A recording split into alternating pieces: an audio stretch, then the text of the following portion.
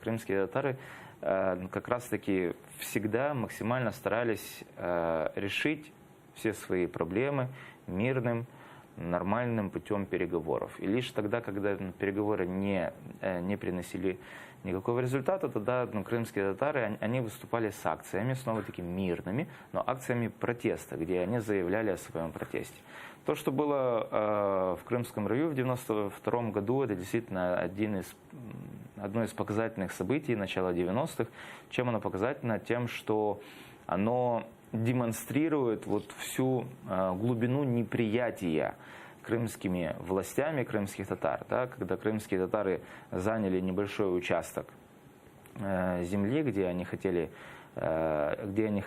построить свои дома, они хотели не вернуть свои дома, где жили на тот момент уже жители Костромы, Рязани и так далее, которые приехали в 40-е и в 50-е в Крым.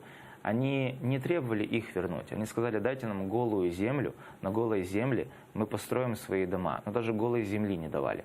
Так вот, и тогда, когда они начали это делать, тогда действительно со стороны властей была применена сила неадекватная, сила непропорциональная.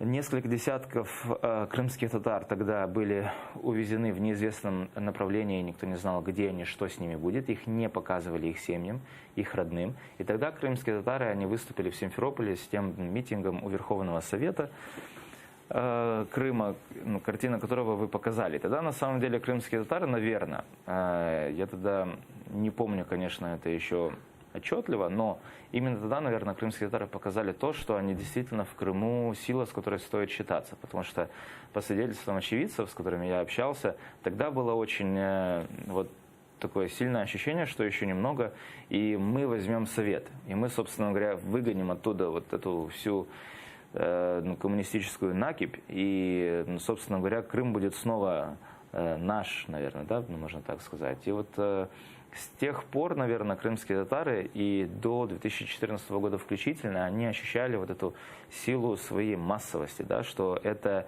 есть движение не единиц, это есть движение тысяч и сотен тысяч.